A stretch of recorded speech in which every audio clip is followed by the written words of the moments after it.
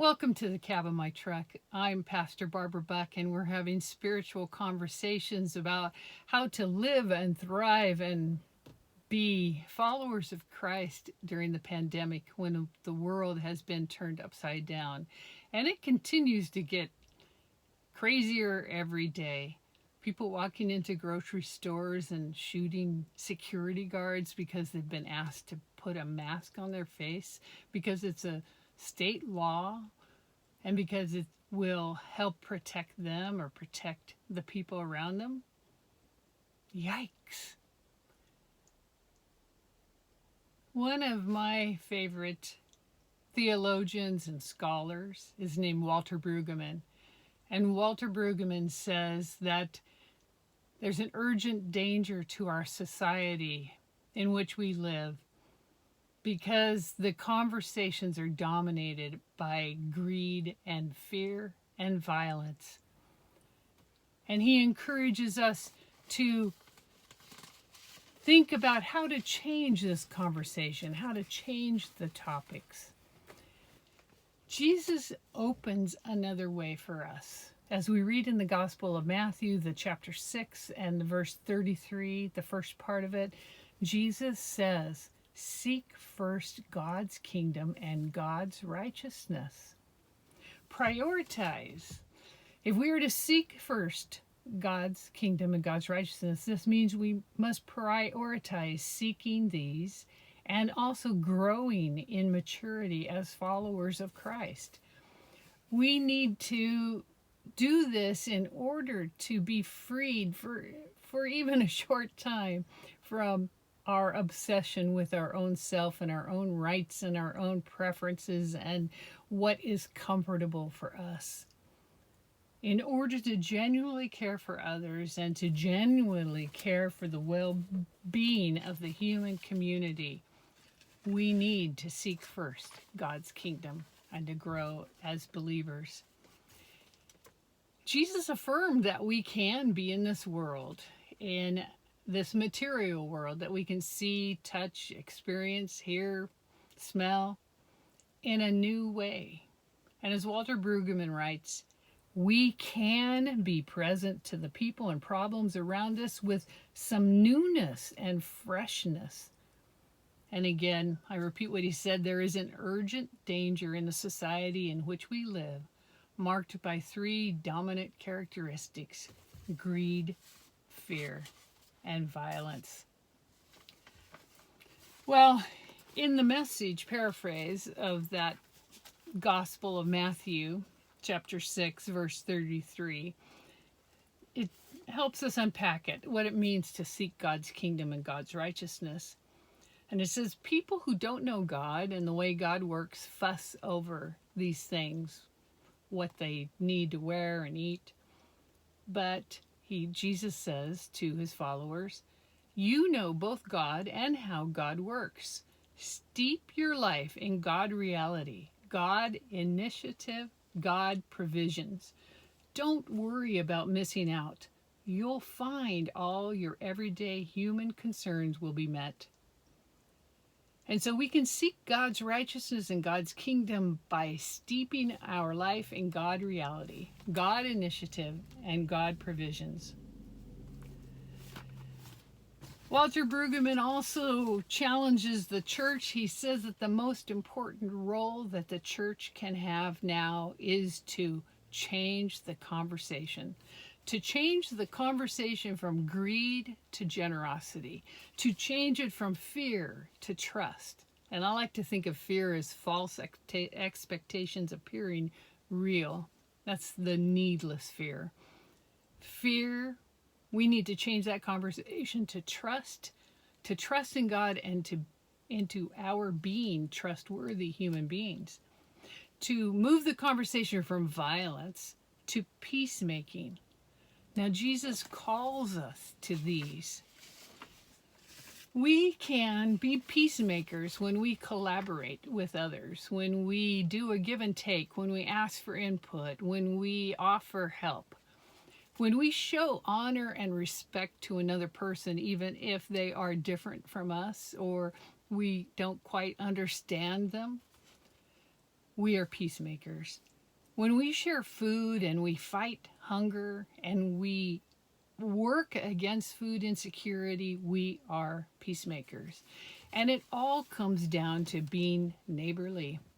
Love your neighbor, Jesus said. Expand and grow your neighborhood. Now, St. Peter's by the Sea, the church where I serve, has a new banner that we put up outside the church on that landscaping right next to a busy street. And all of our neighbors can read it. They drive by, the drivers, the passengers, they go by on bicycles, they run past, they walk past, and they see this banner that says very simply this command from Jesus. It says, love your neighbor, Jesus. It's so simple, but it is so important. Another way that we are being neighbors is the church has its first ever drive-by drop-off collection of needed food items and needed health hygiene items to share with our partners, Harbor Interfaith Services. We've been in partnership with them for 43 years, and they serve the homeless and the working poor in the neighborhood of Los Angeles City called San Pedro, and it's right on the LA Harbor. In fact, I live in San Pedro. Where I'm recording this is in San Pedro. And so our missions elder and leader, Tracy King Ortega, and we were able to take down, we filled this cab full of food and hygiene items, and we filled the back half of Tracy's SUV, and we drove down to Harbor Interfaith Services, and we unloaded it all for the food pantry there.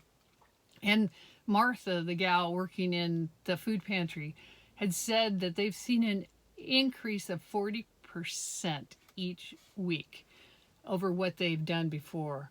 40% more households are showing up.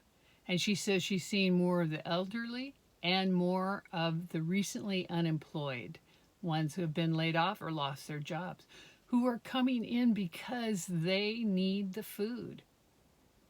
We're peacemakers when we share food and we fight against food insecurity. We are being neighborly when we set up a drive-by drop-off collection. In fact, we're doing it again this Friday and Saturday from 10 a.m. to noon, and we'll take even more down to the food pantry. So, my friends, let's be neighborly. Let's put into action what Christ values: to grow the neighborhood, to love our neighbors as ourselves, to change the conversation from greed to generosity, from fear to trust, from violence to peacemaking. And to do this, now here's this, the whole bottom line point of this. To do this, we must become mature in our faith. We need to participate willingly in seeking God's kingdom and God's righteousness.